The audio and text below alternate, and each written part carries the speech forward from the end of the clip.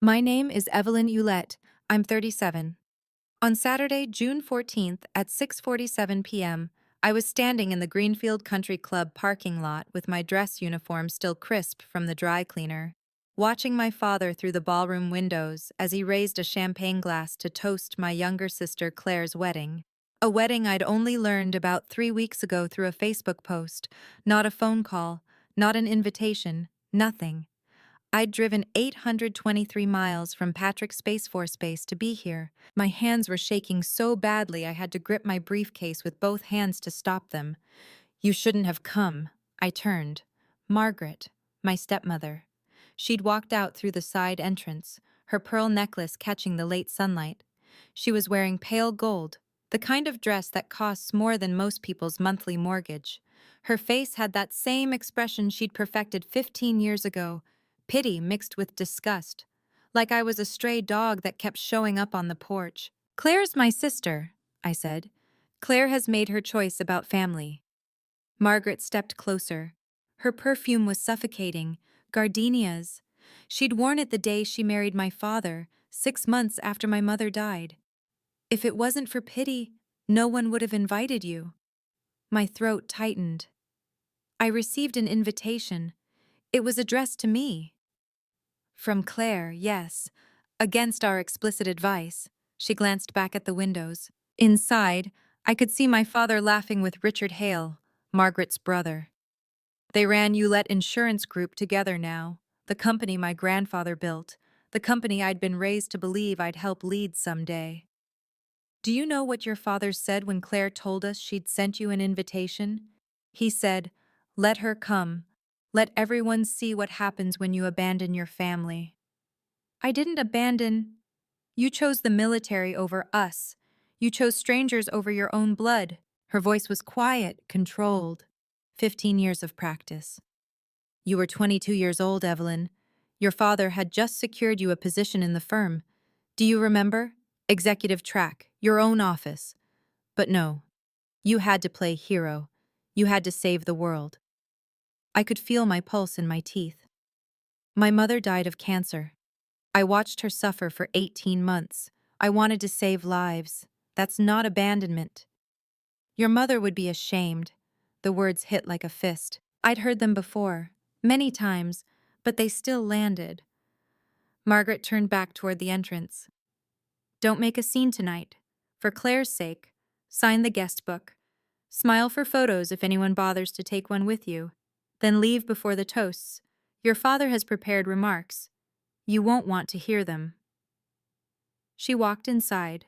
The door closed with a soft click. I stood there for 4 minutes and 37 seconds. I know because I watched the clock on the dashboard of my rental car. At 6:52 p.m., I made a decision. I picked up my briefcase.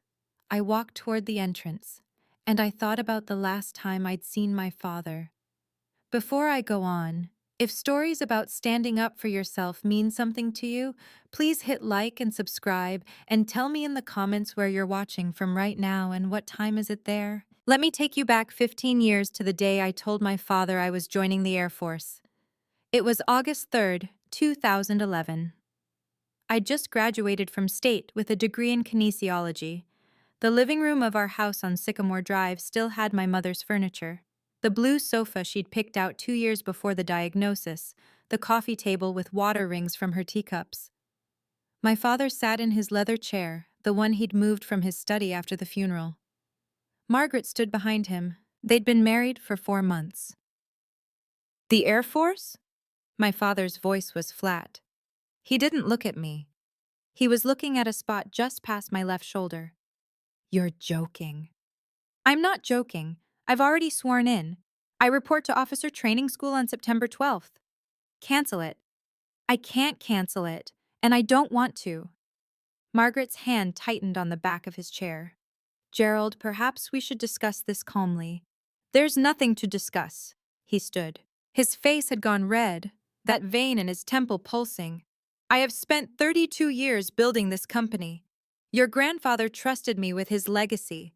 I've prepared a place for you, a real career, a future, and you want to throw it away to— what? Fly planes? Play soldier?" I want to save lives. You want to run away. He stepped closer. Your mother spoiled you, filled your head with ideas about being special, about making a difference. Life isn't about making a difference, Evelyn. Life is about responsibility, family, duty. This is duty. Don't lecture me about duty. His voice dropped to that dangerous quiet register. I know what you're doing. This is about her. You think if you become some kind of hero, you can make up for the fact that you couldn't save her. You think you can outrun guilt. My hands had started shaking. That's not fair. Fair? He laughed. It wasn't a kind sound. You want fair? I'll give you fair. If you go through with this, you're not my daughter. You understand me? You walk out that door in a uniform, you don't come back. You're not in the will. You're not in the family photos. You're not in this family. I looked at Margaret. She was watching me with something almost like satisfaction. You don't mean that, I said. Try me. I left on September 12th. He meant it. For the first 3 years, I called every month. Birthdays, holidays. The calls went to voicemail. I sent letters. They came back unopened. I flew home for Christmas in 2013. The locks had been changed.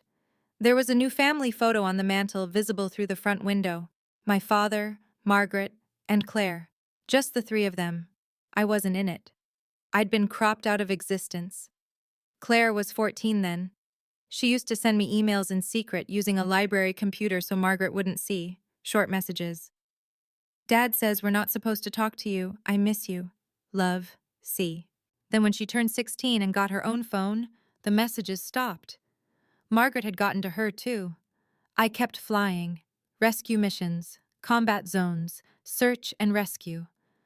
I pulled a family of 4 out of floodwaters in Colorado. I extracted wounded soldiers under fire in Afghanistan. I flew medevac runs through sandstorms that grounded every other pilot. I earned my Distinguished Flying Cross, my Air Medal with 3 oak leaf clusters, my Humanitarian Service Medal. I saved 237 lives. I counted. My father never called. In 2019, I made Major General. At 30, I was the youngest woman to command a rescue wing in Air Force history. The ceremony was at Patrick Space Force Base. There were 400 people in attendance. News cameras. My official biography went up on the USAF website with my photo in dress uniform. My father didn't show. Claire sent a 2-word text, "Congratulations, E." That was 7 years ago. Now I was walking into my sister's wedding reception carrying a briefcase that contained my entire relationship with my family, or what was left of it. The invitation. A printout of that 2-word text. And something else. Something I'd received 4 days ago that had made me drive 823 miles, even though I knew I wasn't wanted. The ballroom was decorated in white and champagne gold. Round tables with centerpieces of roses and eucalyptus. A string quartet in the corner. Maybe 250 guests, all dressed in formal wear, all people I didn't recognize. This wasn't the Ouellette family I'd grown up with. These were Margaret's friends. Richard's business connections. Country club people. I signed the guest book. My handwriting looked shaky next to all the neat signatures above it. Evelyn? I turned. Claire. She was wearing her wedding dress, a simple ivory sheath with lace sleeves. Her hair was up. She looked so much like our mother it physically hurt. You came, she said. You invited me. She glanced over her shoulder. Our father was still talking to Richard Hale near the bar. He hadn't seen me yet. I know Dad and Margaret said not to, but you're my sister. I couldn't get married without you here. Something in her voice made me pause. There was weight there, meaning. Claire, I need you to trust me tonight, she said quietly. Can you do that? Before I could answer, my father's voice cut across the room. Evelyn. He'd seen me. Every conversation within 15 feet died. People turned to look. My father walked over. He was 59 now, but he moved like a man who owned every room he entered. Gray suit. Ouellette Insurance Group pin on his lapel. His face was carefully neutral. I didn't think you'd actually come, he said. Claire invited me. Claire is young. She doesn't understand complicated family dynamics. He looked me up and down. I was wearing my dress uniform. Blues, ribbons, rank insignia. Is this supposed to impress someone? It's what I wear to formal events. You wear a costume. He said it loud enough for the nearby tables to hear. My daughter plays dress up and calls it service. My face burned. I could feel every eye in the room on us. Margaret appeared at his elbow. Gerald, not here. Why not here? He was warming up now.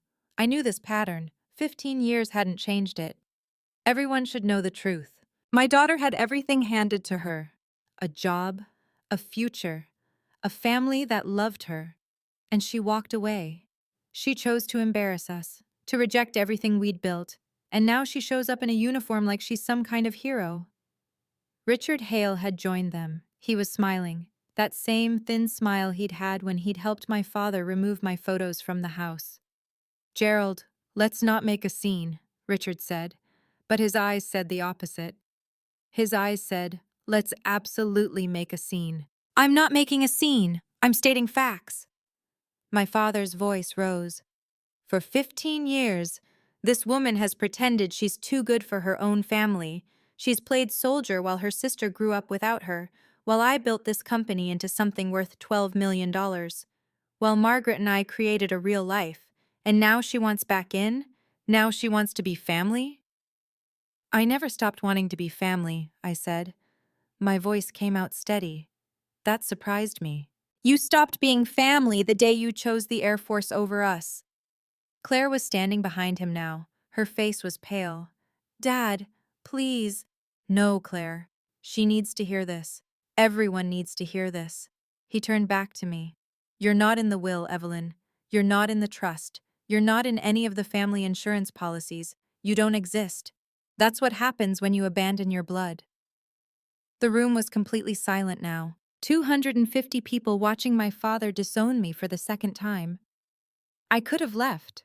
That's what the old Evelyn would have done. The 22-year-old who'd cried in her car for an hour after he'd changed the locks. The 26-year-old who'd sent a Christmas card every year even though they all came back. But I'd spent 15 years flying into storms. I'd pulled people out of wrecked cars and collapsed buildings in desert warfare zones. I'd looked death in the face 237 times and said, "Not today." So I looked my father in the eyes and said very quietly, "I know about Millstone Bridge." His face changed. Just for a second. A flicker of something. Confusion? Fear? Before the mask came back. "I don't know what you're talking about," he said. March 17th, 2019. 11:43 p.m. The night it happened. Claire's eyes widened. She knew. Of course she knew. Margaret grabbed my father's arm. "We should find our table. What are you implying?" My father's voice had gone dangerous again. "I'm not implying anything. I'm saying I know." I looked at Claire. She was staring at me with something like hope, or maybe terror. "And I think it's time everyone else knew too." My father stepped forward. "If you say another word..." "You'll what? Disown me again?" The words hung in the air. Then Claire moved. She walked past our father, past Margaret, past Richard. She walked straight to me and took my hand. "Tell them," she said. And I realized this was why she'd invited me. This was what she'd meant by trust me. This was the plan. I opened my briefcase. 7 years ago, on March 17th, 2019 at 11:43 p.m., I was flying a night training run over the back roads of Millstone County, about 40 miles from Patrick Space Force Base. We'd just completed a water rescue simulation when my co-pilot spotted something. Car headlights in the river below Millstone Bridge, pointed down into the water. We descended. The car was sinking fast, nose first into the current. The driver's side door was already submerged. I could see someone trapped inside, beating on the rear window. I went down on the rescue cable. The water was freezing. March runoff, moving at maybe 8 miles per hour.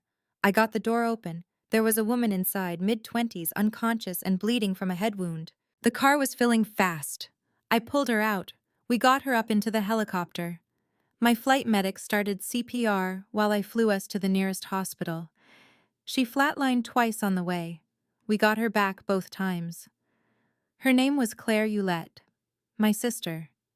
The sister I hadn't spoken to in 8 years. I didn't know it was her until we landed. The hospital staff asked for family contact information from her phone. That's when I saw my father's name. I stayed until she was stable. Then I filed my report and left. I didn't tell anyone I knew her. I didn't call my father. What would I have said? "Hi, Dad. I know you disowned me and erased me from the family, but I just saved your daughter's life. You're welcome." I flew back to base. I wrote up the incident. File number R2019-0347, official USAF rescue report. And then I got on with my life.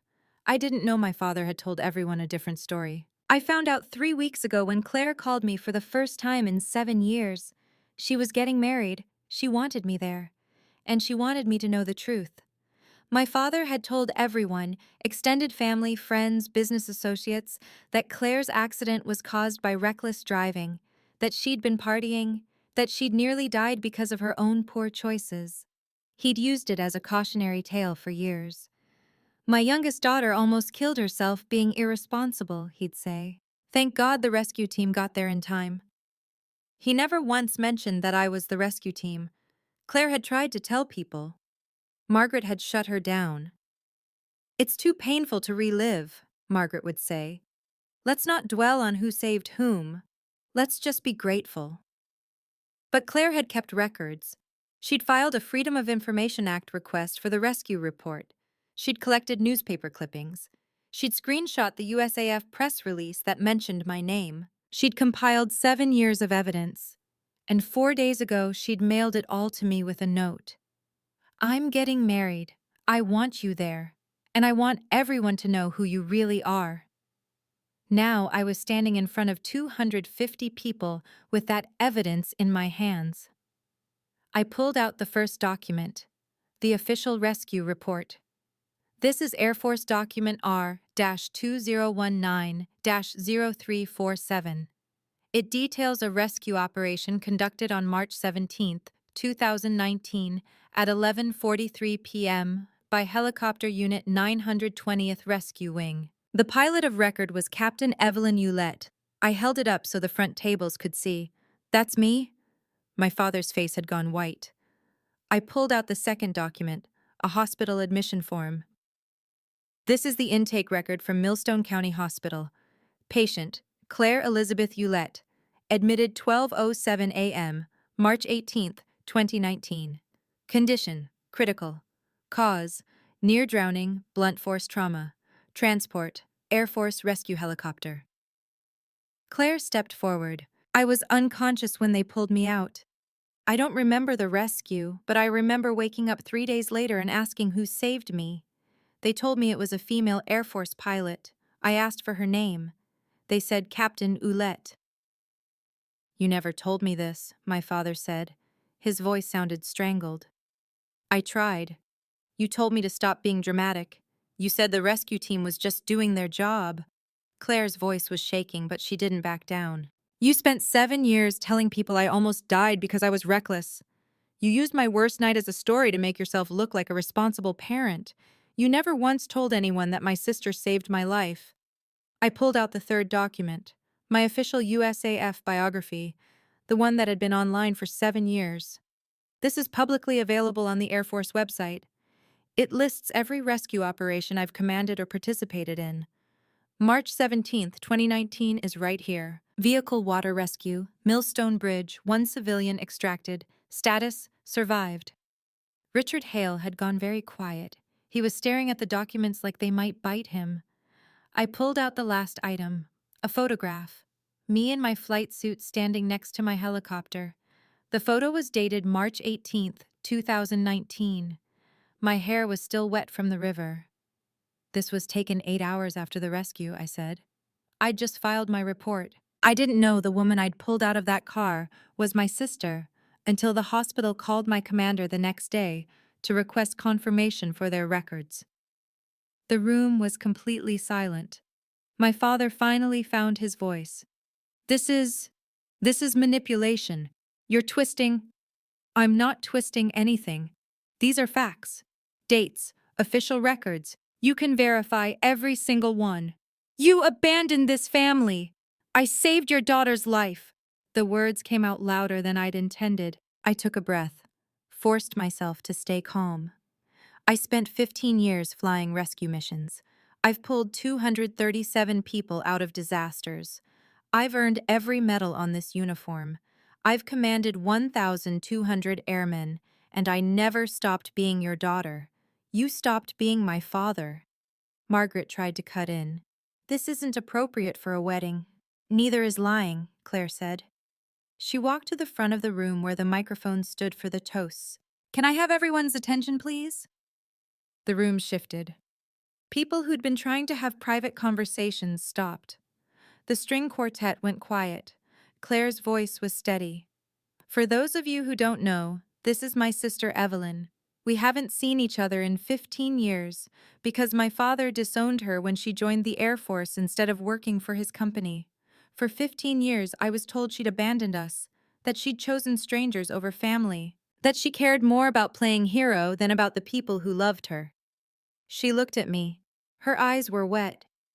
7 years ago, I drove off Millstone Bridge in a rainstorm. My car went into the river. I was drowning. I was dying.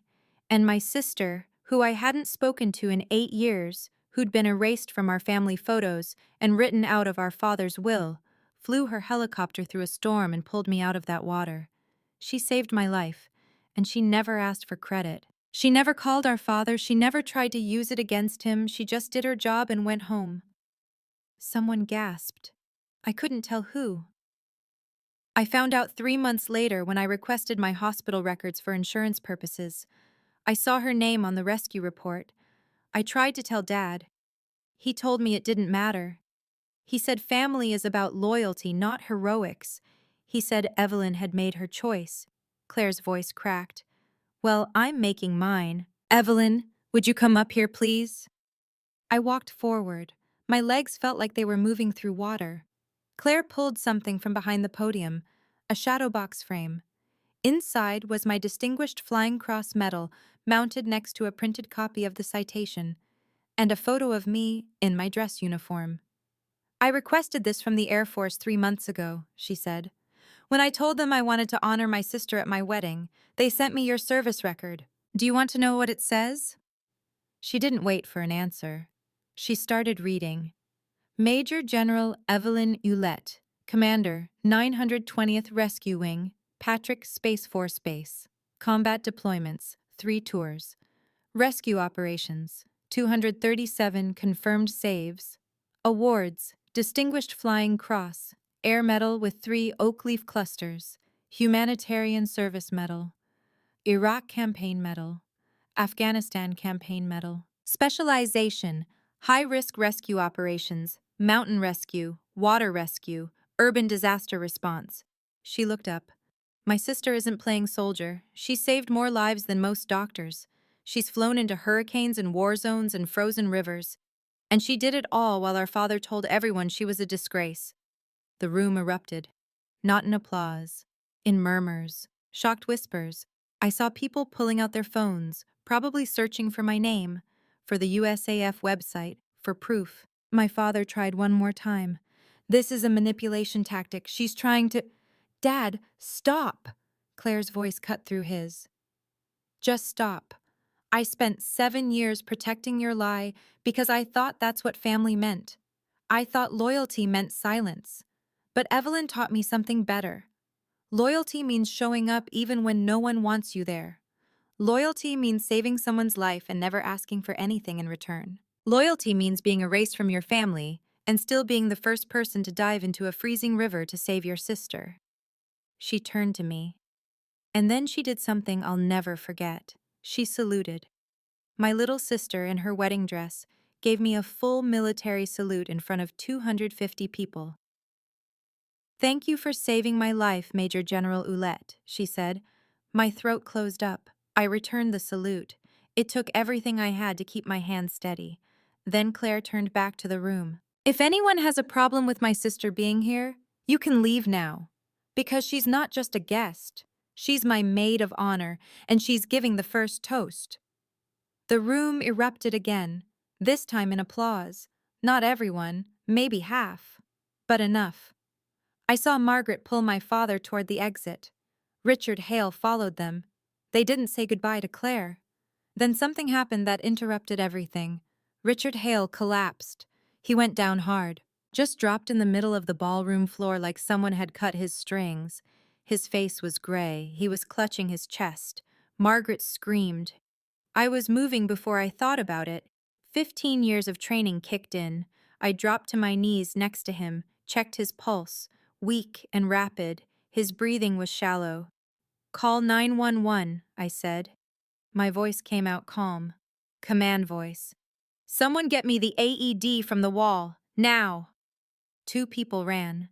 Someone was shouting for a doctor. I loosened Richard's tie, tilted his head back to keep his airway open. "Stay with me, Richard," I said. "Help is coming." His eyes were rolling back. I checked his pulse again. It was fading. The AED arrived. I ripped open his shirt, placed the pads. The machine analyzed his rhythm. "Shock advised," the automated voice said. "Everyone clear," I called out. Made sure no one was touching him, pressed the button. His body convulsed. The machine reanalyzed. "Continue CPR." I started compressions. Counted out loud. 30 compressions. 2 rescue breaths. 30 compressions. 2 breaths. Somewhere in the background I heard sirens. The paramedics were coming. I kept going. My shoulders burned. Sweat dripped into my eyes. I didn't stop. Richard's eyes flickered open. He gasped. Started coughing. "There you go," I said. "Stay with me. You're okay." The paramedics arrived. I gave them the handoff report. Timeline, symptoms, interventions. They loaded Richard onto a gurney. Margaret went with them. As they wheeled him past me, Richard reached out, grabbed my hand. "You saved my life," he whispered. I didn't say anything. I just nodded. Then they were gone, and I was standing in the middle of the ballroom with 250 people staring at me. Someone started clapping. Then another person. Then the whole room. I looked down. My hands were shaking. There was sweat on my forehead. My dress uniform was wrinkled from kneeling on the floor. Claire was crying. She walked over and hugged me so hard I couldn't breathe. "You just can't help yourself, can you?" she said. "You have to save everyone." I hugged her back. For the first time in 15 years, I was hugging my sister. "It's what I do," I said. The reception continued. My father never came back. Margaret called an hour later to say Richard was stable. She didn't ask to speak to me, but Claire's husband James did. He found me by the dessert table at 9:30 p.m. "I wanted to thank you," he said, "for being here, for what you did tonight. Both things." "Claire's my sister. She talks about you all the time. Did you know that?" He smiled. "She's been planning this for months. The shadow box, the speech. She wanted everyone to know the truth." "Why now?" "Because she's starting her own family, and she wants you in it." He glanced over at Claire, who was dancing with her mother-in-law. "She said she's spent 7 years living in your father's version of the truth. She wants to live in the real version now, the version where her sister is a hero." I didn't know what to say to that. James handed me a card. "This is our new address. We're moving to Melbourne in August. It's about 45 minutes from Patrick. Claire wanted you to know. She's hoping you'll visit." "I will." "Good." He shook my hand. "Welcome back to the family, Major General." I stayed until midnight, danced with Claire, cut the cake, met James's parents who treated me like I'd always been there, met Claire's friends who asked for selfies with me in my uniform. At 12:07 a.m., I walked out to the parking lot. The air was cool, June in Florida. You could smell the ocean. I sat in my rental car for a long time, just thinking. 15 years ago, my father had given me a choice, family or service. I'd chosen service. And for 15 years, I'd believed that meant I'd lost my family. But tonight, I'd learned something different. Family isn't the people who share your blood. Family is the people who show up, the people who see you, the people who remember what you did even when the whole world tries to make them forget. Claire had remembered. I pulled out my phone, scrolled to a number I'd saved but never called. My father's cell. I thought about calling, thought about what I'd say. I saved your daughter twice now. Do I exist yet? But I didn't call. Because I didn't need him to give me permission to exist. I'd been existing just fine for 15 years. I drove back to base, went back to work, kept flying rescue missions. 6 months later, I was sitting in my office when my assistant knocked.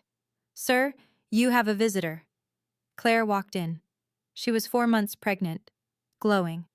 "Surprise," she said. "We're having a girl and we want to name her Evelyn." I cried, right there in my office. The commanding general of the 920th Rescue Wing cried like a kid. "You don't have to do that," I managed. "I know, but I want to. And I want you to be her godmother. And I want her to grow up knowing she's named after the bravest person I've ever met. Claire, you saved my life twice, Evie. Once in that river, and once at my wedding when you showed me what real family looks like." She sat down across from my desk. "Dad called me last week. He wanted to meet for lunch. I wanted to discuss the situation." I told him there's no situation. I told him you're my sister, and if he can't accept that, he doesn't get to be in my life. What did he say? He hung up. Then he called back 3 days later and asked if I'd bring you to Sunday dinner. I stared at her. "What?" "I haven't answered yet. I wanted to ask you first. Do you want to go?" Did I want to go? Did I want to sit at the same table with the man who'd erased me? Who'd told 250 people I was a disgrace? I thought about it for a long time. "No," I said finally. "Not yet. Maybe someday. But not yet." Claire nodded. "That's what I thought you'd say. And that's okay. You don't owe him forgiveness. You don't owe him anything. Neither do you." "I know. But I'm giving him a chance because he's my dad. And I'm not ready to let go yet." "You already let go 15 years ago. You've been free this whole time. I'm still learning." She left an hour later. I watched her walk to her car from my office window, watched her rest one hand on her belly as she drove away. I thought about my father, about Sunday dinners, about forgiveness. Maybe someday I'd go. Maybe someday I'd sit across from him and hear what he had to say. Maybe he'd apologize. Maybe he wouldn't. But I didn't need him to. I'd spent 15 years proving I was more than what he'd said I was. I'd saved 237 lives. I'd earned my rank. I'd built a career on my own terms. And now I had my sister back. I had a goddaughter on the way. I had a family that chose me. That was enough. If you're watching this and you've ever had to walk away from someone you love to protect yourself, type "I walked away" in the comments. Or if you chose to stay and fight for your boundaries inside that relationship, type "I stayed and fought." Both are brave, both are valid, both cost something. If this story meant something to you, check the description for more stories just like this one. Thank you for being here.